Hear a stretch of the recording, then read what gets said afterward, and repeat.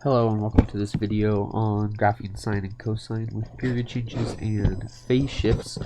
This video is the third video on this subject, and it is going to specifically focus on the phase shifts.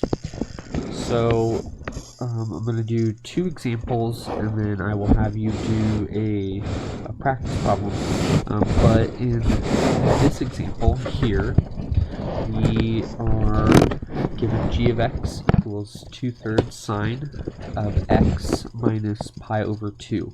And you'll notice some things that are different, specifically the new c value that we have here, which is pi over 2.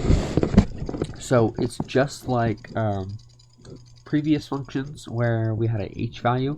The h value always changes sine values. We're supposed to see subtraction, so we're going to end up shifting to the right pi over 2 units. So that is our phase shift, positive pi over 2. Tacking on the amplitude, which is our a value,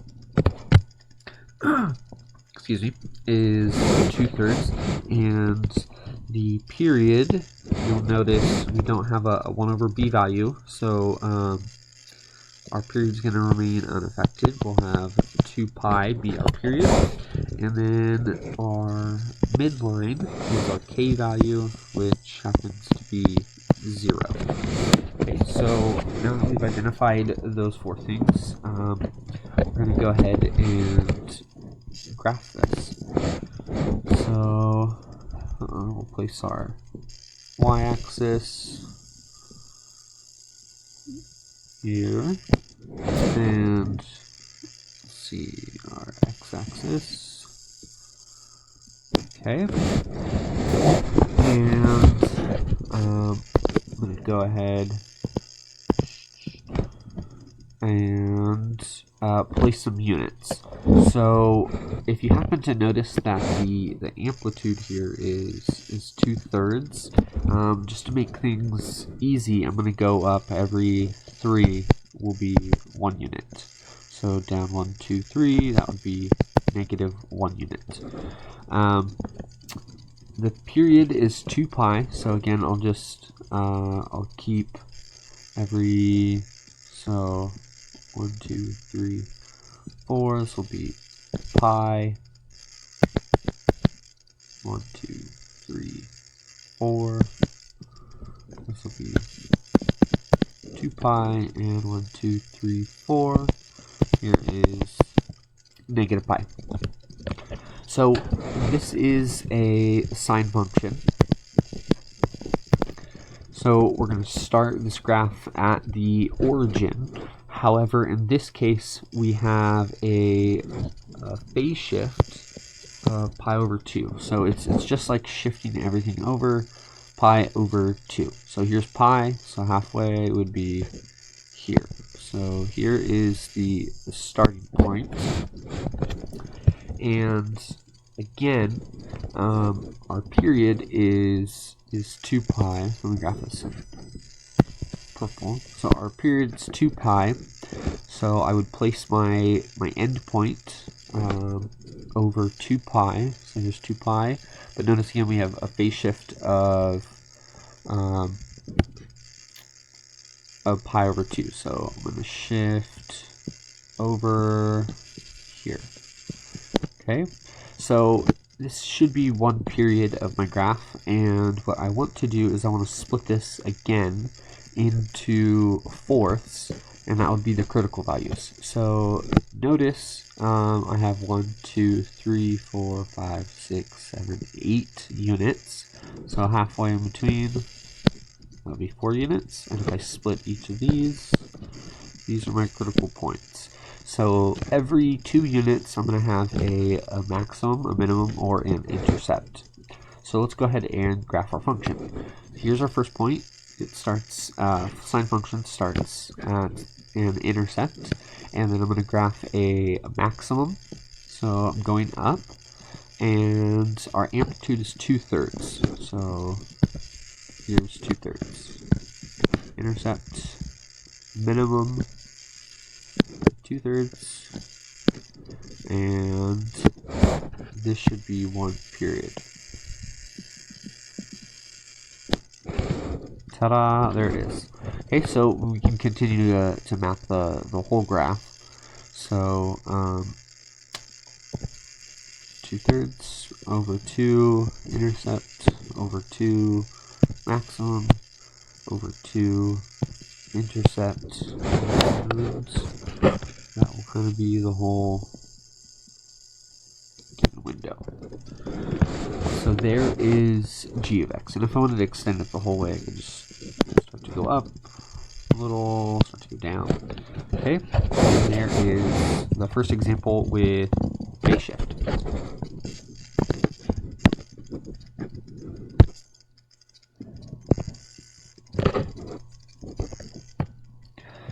Okay, so here is example 2, and in this example, a couple of things that are different. In this example, we're working with a cosine function, so we're going to start at a maximum or minimum, and then also notice too that we have a negative value. So that's going to cause us, instead of starting at a maximum, we're going to start at a minimum. And I'll just go ahead and fill in my values. My a value is -1, so the amplitude is going to be the absolute value of that, which is 1. We have a midline shift in this example, y equals 1 from our k value. Our period, we don't have a 1 over b value multiplying out here, so our period is going to be 2 pi.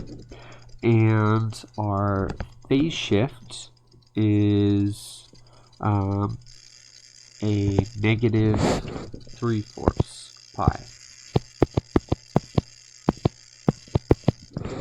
Okay, so that's going to cause us to go to the left 3 pi over 4 units, and everything else stays the same. So we'll go ahead, graph the x-axis, y-axis. Come on.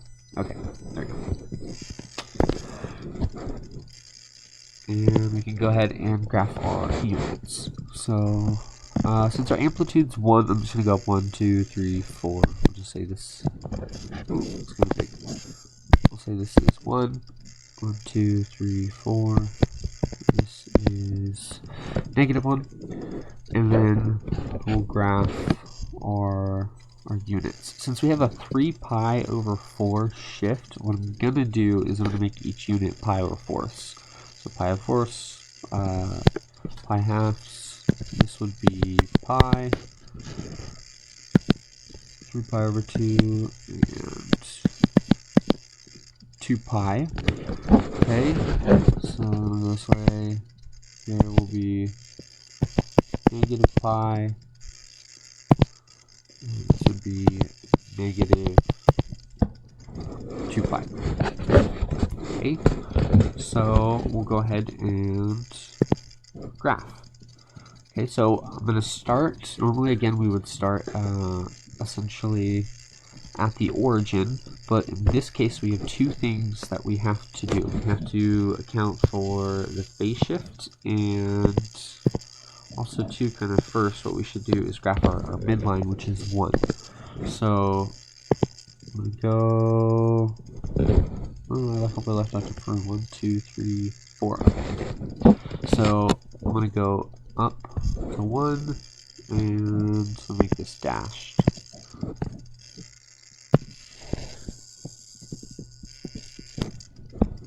Okay, so there's my dashed line, and I'm gonna now pull my points.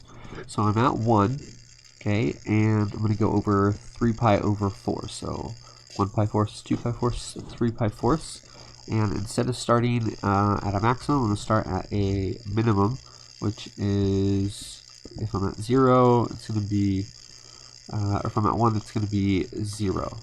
Okay, so go. And then my period is every 2 pi. So if this is pi, I'm 1 past pi, that's 1 pi. And then past 2 pi would be here.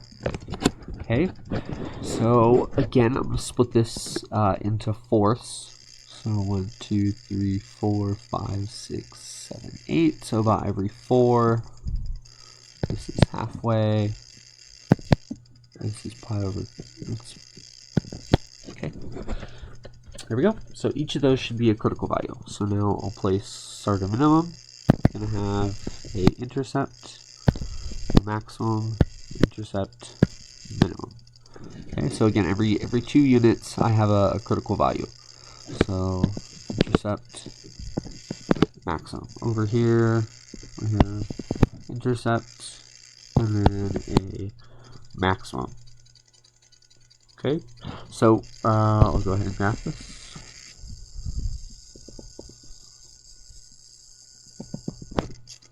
And there is our graph.